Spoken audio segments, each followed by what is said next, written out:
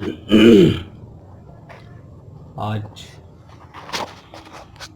आज हम लोग कुच्छलपैथी केंद्र शुरू कर रहे हैं। कुच्छलपैथी केंद्र शुरू कर रहे हैं रूफटॉप G62 कालका जी, जो कि ज्ञान स्रोत का केंद्र और जहाँ पर क्या कहते हैं इसको, Kuchhal temple, time of temple की स्थापना की गई है। और आज शुक्रवार यानी संतोषी माता का दिन, यानी संतोष प्राप्त करने के लिए प्रार्थना करने का दिन। और धरती माता से, अपनी माता से जिसने आपको जन्म दिया, और धरती माता जो आपको पालती है, आपको आपकी माता मतलब सबको पालती है, बिना किसी सोच विचार के, बिना किसी उसके पालती है। और दूसरा जो है, तीसरा, आपके बच्चों को जन्म देने वाली माता, क्योंकि नेक्स्ट जनरेशन का जो जिम्मेवारी है वो आपके बच्चों को जन्म देने वाली माता की है। तो उसको पूरी सपोर्ट, स्ट्रेंथ देने के लिए, गाइड करने के लिए, रास्ता दिखाने के लिए, अगर उसको कोई कन्फ्यूजन है तो उस कन्फ्यूजन को दूर करना जो है उसके गुरु का काम है, और गुरु उसका पति कहलाता है। ये पहले भी हम लोग डिस्कस कर चुके हैं बहुत सारे कुच्छल वेद का जो नियम ज्ञान है उसके अंतर्गत में।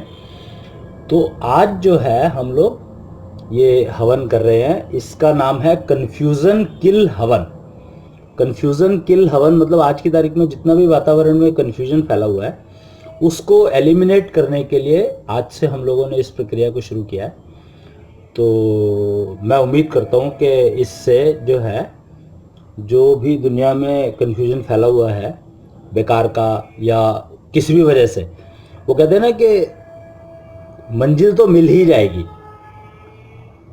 परिणाम तो मिल ही जाएगा, रिजल्ट तो मिलेगा ही, मंजिल तो मिल ही जाएगी, रास्ता चाहे कोई चुन ले। वो कहते हैं ना, मरा मरा करता करता भी वो वहाँ पहुँच गया और राम राम करता भी वो वहाँ पहुँच गया। तो वो एक इतना सटीक एग्जाम्पल है समझने के लिए कि रास्ते सारे के सारे एक ही मंजिल पर लेकर जा रहे हैं, परंतु कष्टयुक्त, कष्टमुक्त। अगर अपनी नींव के अनुसार अगर हम तत्वों के ऊपर जो बनी नींव है, कंपोजिशन जिसको कहते हैं हम तत्वों सत्वों का, उसके आधार पर अगर हम रास्ता चुन लेंगे तो नेचुरली कष्टमुक्त जीवन बीतेगा और मंजिल प्राप्त हो जाएगी। और नहीं तो कष्टयुक्त बीतेगा, यानी कष्टों से भरा हुआ रास्ता होगा। वो कहते हैं ना, कांटों से भरा हुआ रास्ता है, फलाना ठिकाना, दुनिया भर के मतलब वो होते हैं। तो आप ये समझ लो कि वो रहेगा, क्या कहते हैं उसको, कष्ट मुक्त रास्ता चुनने के लिए आपको अपने तत्वों के कंपोजिशन को मेंटेन करना ही पड़ेगा। और उसको मेंटेन करने के लिए ही ये कुच्छलपैथी तैयार की गई है, जो कुच्छल वेद के नियम ज्ञान पर आधारित है। और उसको अगर अपना लें, उसको सीखने के लिए ही बहुत सारे रिमोट सेंटर खोले गए हैं। उनमें से एक सेंटर यहाँ पर आज से शुरू कर रहे हैं हम लोग, जिसके केयर टेकर जो है प्रोफेसर अग्रवाल खुद होंगे। तो आज एक ये छोटा सा हवन करेंगे। ये ड्राई फ्रूट्स के साथ हवन किया जाएगा, और इसकी राख को पौधों में डालना है, यानी ज़मीन में डालना है, मिट्टी में डालना है। मिट्टी में क्यों डालना है? मिट्टी में इसलिए डालना है कि मिट्टी की को हम लोग, देखो आप, सारे रिसोर्सेज मिट्टी से, ज़मीन से आते हैं।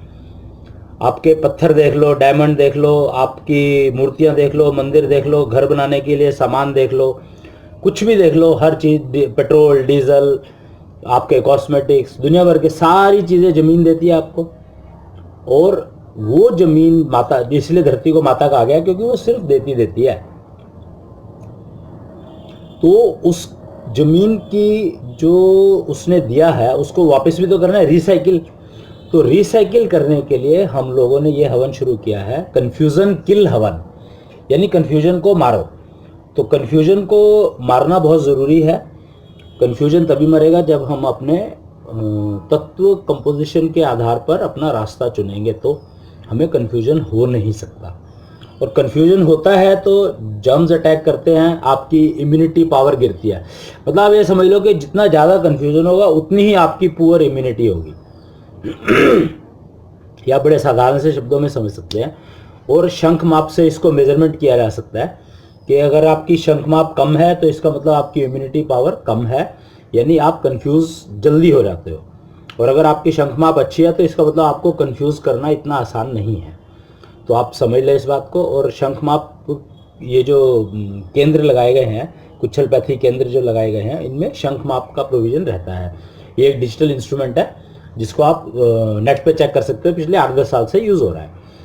इनफैक्ट साइंस एक्सप्रेस जैसी ट्रेन ने इसको पूरे हिंदुस्तान में और पूरी दुनिया में प्रमोट किया था, तो इसलिए सब जानते हैं इसके बारे में। मतलब मुझे उम्मीद है कि सब जानते होंगे। नहीं जानते होंगे तो आप इंटरनेट एक सोर्स ऑफ इन्फॉर्मेशन बहुत अच्छा है, उस पर आप सर्च कर सकते हैं। तो अब मैं प्रार्थना करूँगा, इतनी शक्ति हमें देना माता। कुच्छल जुड़क कहा है इस प्रार्थना को, यानी जो आपको समय से जोड़ती है। कुच्छल जुड़क यानी नाड़ी ज्ञान के ऊपर, ये आधार नाड़ी ज्ञान के ऊपर आधारित है। और कुच्छल जुड़क इस पोएम का नाम रखा गया है आज से। पहले इसको शुक ज्ञानिता कहा जाता था, कुच्छल कीर्तन जब करते थे तो इसको शुक ज्ञानिता कहा जाता था। आज से ये समय के साथ जुड़ने के लिए कुच्छल जुड़क कहलाएगी। तो मैं अभी एक ये छोटी प्रार्थना करेंगे। इतनी शक्ति हमें देना माता, मन पे विश्वास कमजोर होना। इतनी शक्ति हमें देना माता, मन पे विश्वास कमजोर होना।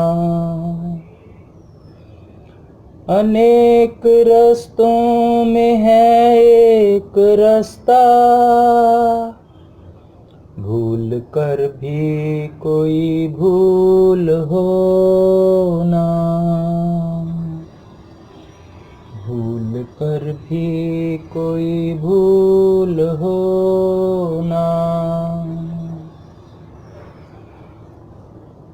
ज्ञान पथ जो हम, योग्यता जो मेरी बढ़ा दे, ऐसा पथ कोई तैयार दो ना। ऐसा पथ कोई तैयार दो ना। ज्ञान पथ जो हमको दिखा दे, ऐसा गुरुद्वार तुम हमको दो ना। ऐसा गुरुद्वार तुम हमको दो ना। श्वास पथ पे जो चलना सिखा दे, ऐसे गुरु की कोई पहचान तो दो ना। ऐसे गुरु की कोई पहचान तो दो ना।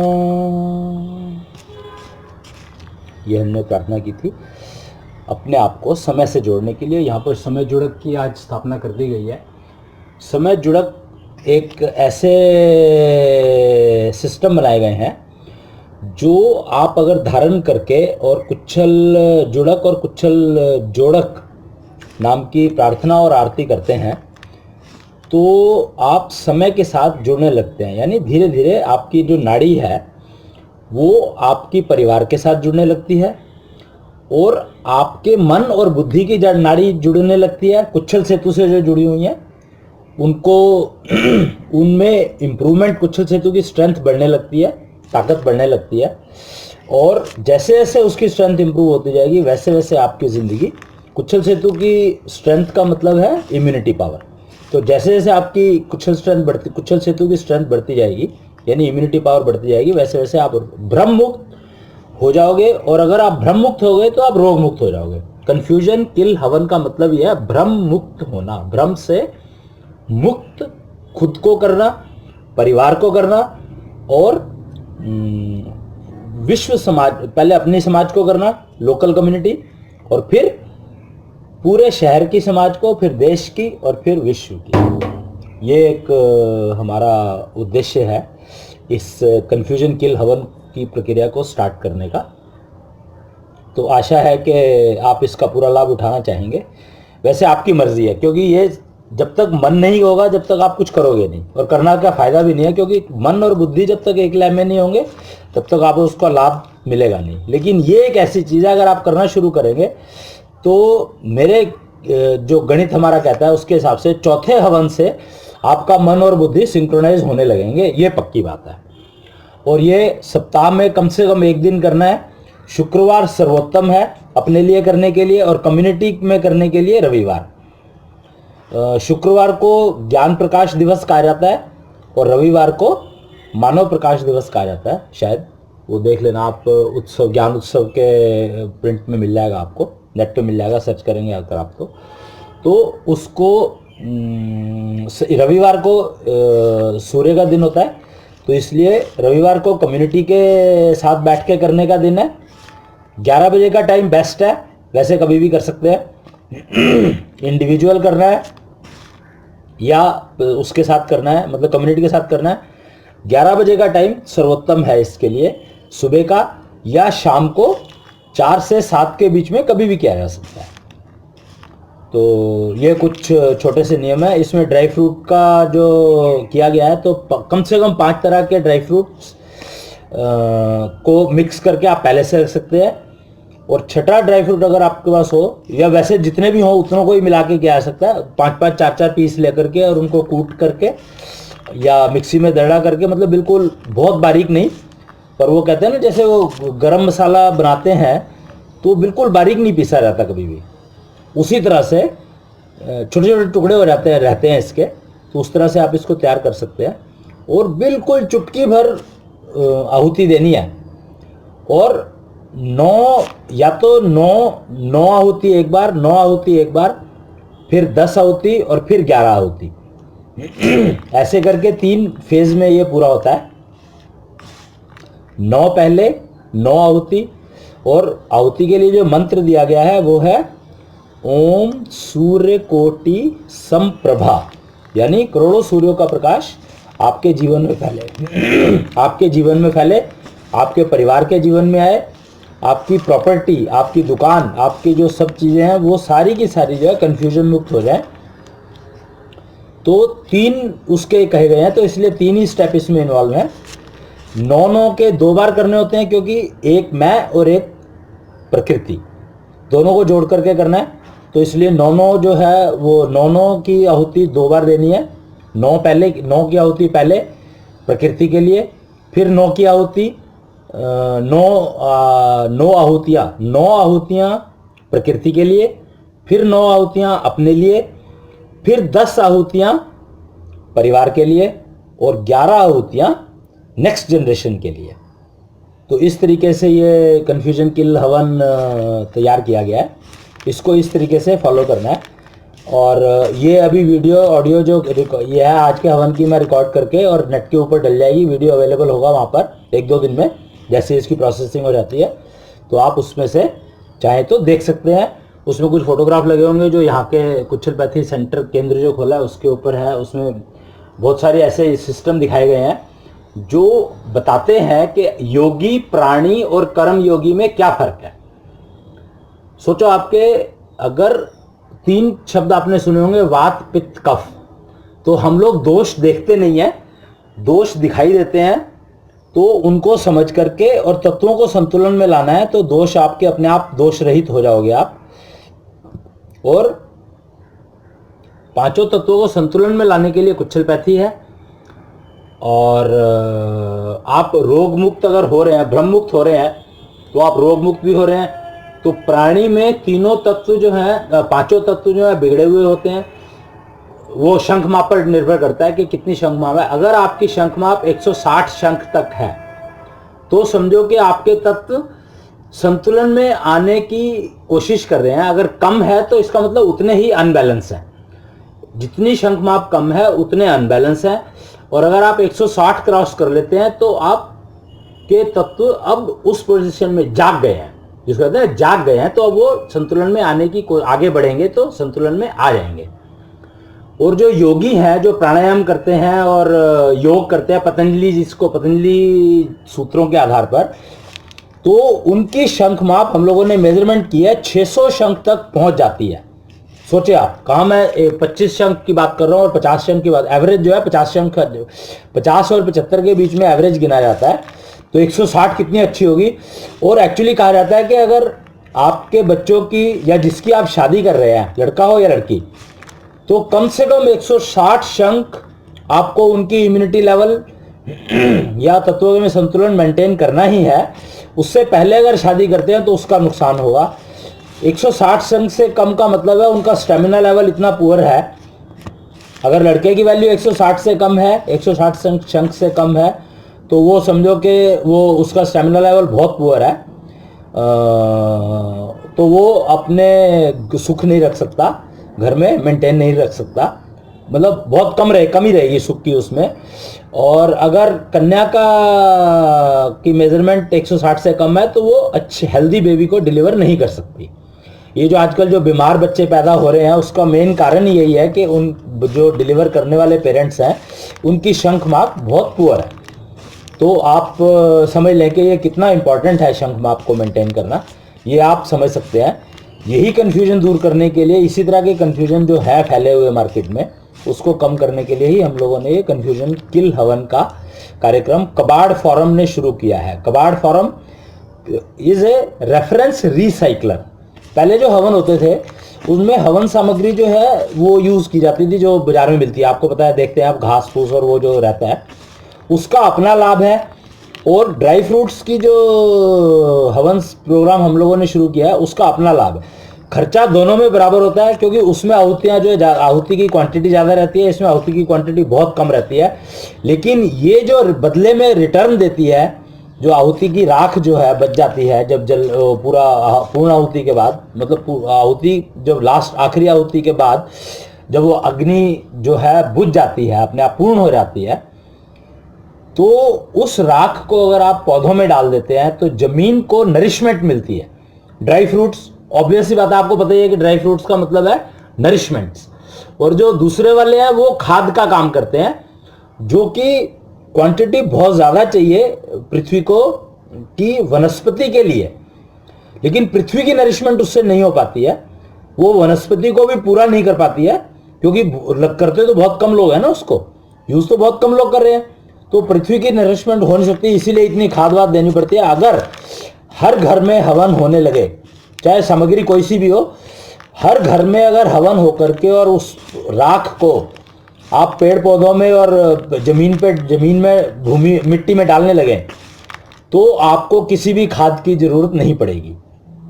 पहले ज़माने में जो हवन, कम्युनिटी हवन किया करते थे, तो वो खेतों में हुआ करते थे, तो उससे क्या होता था कि जो खेतों में खाद डालने की जरूरत ही नहीं है, कीटनाशक डालने की जरूरत ही नहीं है, वो सब चीज़ें अपने आप मिल जाती थी पूरी की पूरी, और वातावरण जो है शुद्ध हो जाता था।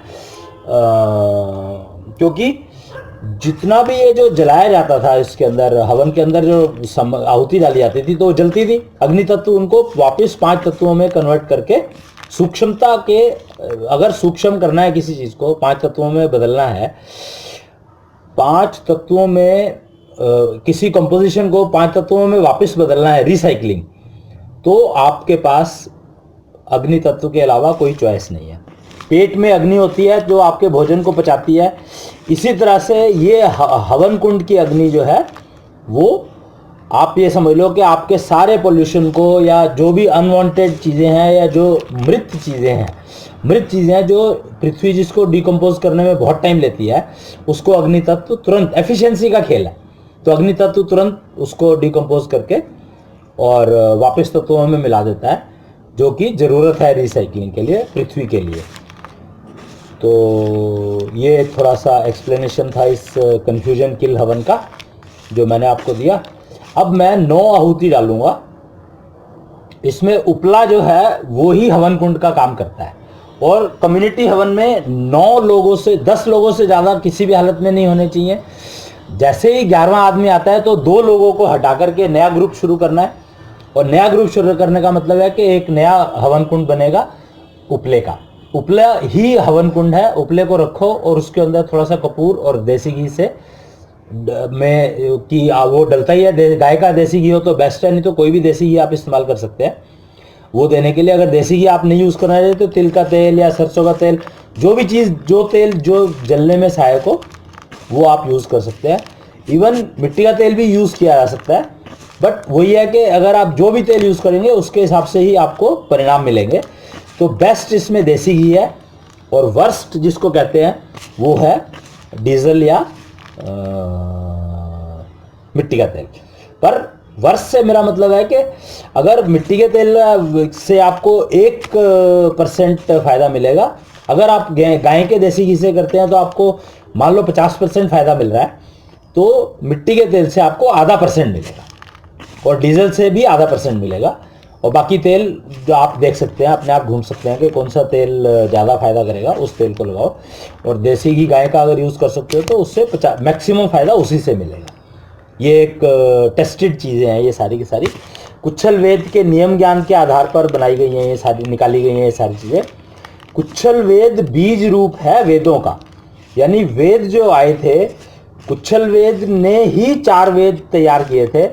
और अश्विनी कुमार, ब्रह्मा ने अश्विनी कुमार दो एक पेयर था, 2 लोग थे जिनको ये काम दिया गया था कि आप वेदों का प्रचार करेंगे और वेदों को समझाएंगे आने वाली पीढ़ी को। तो अश्विनी कुमार थे, वो कल ही मतलब उनकी वो थी शायद नया, क्योंकि नया महायुग की तैयारी हो रही है, नए सतयुग की तैयारी चल रही है, कलयुग का गोल्डन पीरियड चल रहा है आजकल, पहले भी बताया गया था। तो अश्विनी कुमार कल से फंक्शनल शुरू हो गए हैं और इसीलिए मुझे ये आज हवन आज से ही करना पड़ा कि उन्होंने कहा, मेरा नाम भी अश्विनी है वैसे तो, मेरे पिताजी ने रखा था, वैसे मेरे बाबा जी ने मेरा नाम कैलाश रखा था क्योंकि वो कैलाश पर्वत गए हुए थे जब मेरा जन्म हुआ था, प्रोफेसर अग्रवाल। और फिर मेरे पिताजी ने उसको अश्विनी में मतलब बोलने वाला नाम मेरा अश्विनी रख दिया था उन्होंने, पता नहीं क्यों, तो मुझे नहीं पता, पर मुझे ऐसा लग रहा है कि वो मेरे पिताजी को कितना ज्ञान रहा होगा, या जाने में या अनजाने में ज्ञान तो जरूर रहा होगा, आई एम श्योर, क्योंकि उन्होंने ये नाम जो मेरा कैलाश की जगह पर अश्विनी का बदला, तो मेरा शायद काम रहा होगा, तो मैं वो आजकल कर ही रहा हूँ प्रचार का काम। तो अश्विनी कुमारों का काम था वेदों का प्रचार प्रसार करना। तो कुच्छल वेद जो है वो रिसर्च करके हम लोगों ने निकाला कि हमने कहा कि जब हर योनि का बीज है तो वेदों का बीज कहाँ पर है। तो पता लगा कि परशुराम जब आए थे तो उन्होंने बागपत में एक पूरा महादेव करके एक मंदिर है जिसका ज्ञान हमें अभी थोड़े दिन पहले ही हुआ था, जो अब की बार के जो नवरात्रे हुए थे उसमें ही हमें पता लगा उसका, हमें उससे पहले पता नहीं था। और वहां पर परशुराम जी ने कुच्छल वेद को जगाने के लिए हवन किया था। पहला हवन मतलब कुच्छल वेद को जगाने के लिए जो हवन परशुराम ने किया था, और उसके बाद पूरी पृथ्वी को क्षत्रिय विहीन करने का जो काम शुरू किया था उन्होंने, तो वो वहां से शुरू किया था। इसीलिए उस परशुराम के क्रोध को शांत करने के लिए आप सोचें कि कुच्छल वेद के नियम ज्ञान जब मिले हमें और हम लोगों ने इस पे रिसर्च करके पहुंचे यहाँ पर, तो हैरान हो गए कि परशुराम के क्रोध को शांत करने के लिए आज भी कांवड़ियों का जो जल है, पहला जल वह पूरा महादेव पर चढ़ता है। जल पहुंच कहीं भी जाए, पर जब तक पूरा महादेव पर जल नहीं चढ़ जाएगा, कांवड़ियों का पहला जल, नवरात्रों में जो कांवड़िए चलते हैं आप जानते हैं सारे इसको, इतना उसका प्रचार है आज की तारीख में और इतनी जरूरी है वो चीज़ कि परशुराम का क्रोध अब जाकर के शांत हुआ है। इन नवरात्रों में जाकर के उनका क्रोध शांत हुआ है, मतलब उनका जो क्रोध की जो अंतिम ज्वाला थी वो पूरी हो गई है। इसीलिए ये ड्राई फ्रूट्स का हवन करने की जो वो मिली है, इजाज़त मिली है या टाइम आया है, वो अश्विनी कुमारों ने ही दी है। कल समझो आपके कल से उन्होंने ये कहा है तो आज ये हवन किया जा रहा है। तो आप ये समझ सकते हैं कि परशुराम जी का क्रोध शांत हो चुका है। अब जो है चंद्रमा की अग्नि, अग्नि दो प्रकार की है, एक सूर्य की अग्नि, एक चंद्रमा की अग्नि। तो अब सूर्य की जो अग्नि है वो तो काम आती है आपके कंफ्यूजन को जलाने के लिए, आपके कंफ्यूजन को, आपके मतलब जो वातावरण में कंफ्यूजन फैला है उसको खत्म करने के लिए सूर्य की अग्नि, और जो आपके अंदर कंफ्यूजन फैला है तो वो है चंद्रमा की अग्नि। दोनों ही अग्नि है। अग्नि प्रकाश, अग्नि जो है प्रकाश के द्वारा रिप्रेजेंटेड होती है। अग्नि तत्व जो है वो प्रकाश दिख रहा है तो इसका मतलब उसके पीछे अग्नि है। अग्नि के बिना प्रकाश हो नहीं सकता।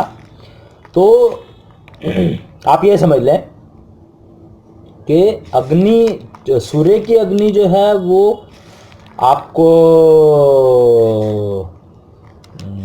आप वातावरण के उसको नष्ट करती है, कंफ्यूजन को नष्ट करती है अगर आप इस्तेमाल करना सीख ले। वो कहते हैं ना कि एक वो भजन लिखा था, एक षोडशी करके, एक षोडशी 2 करके पुस्तक थी, उसमें लिखा था सूर्य तो रोज चला जाता है, तन उपयोग कहाँ कर पाता है।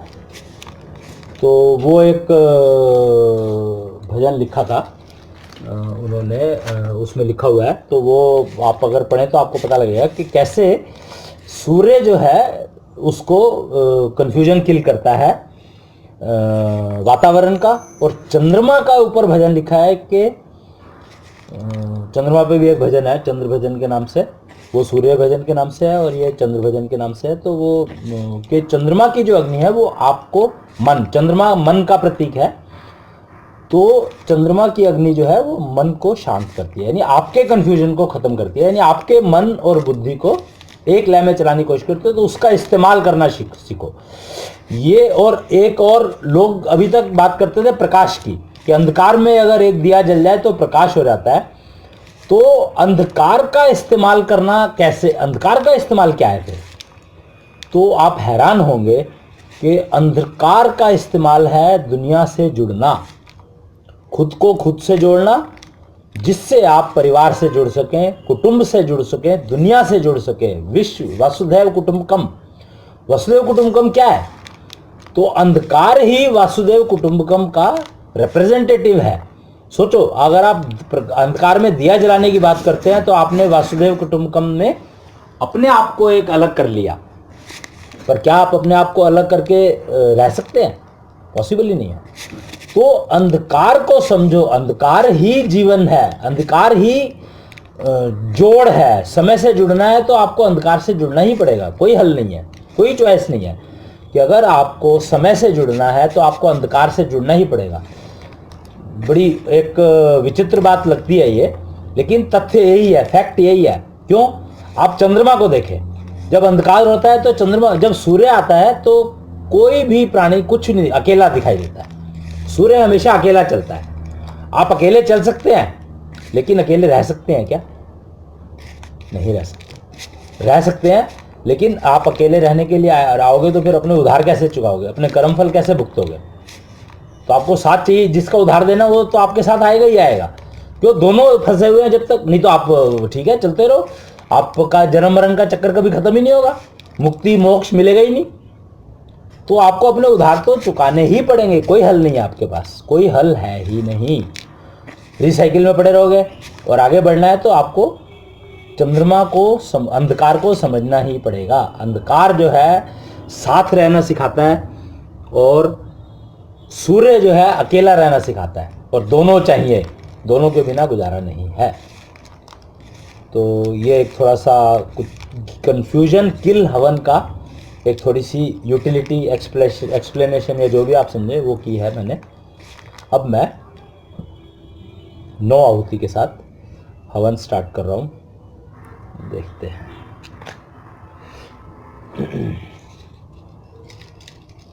आजा आजा आपको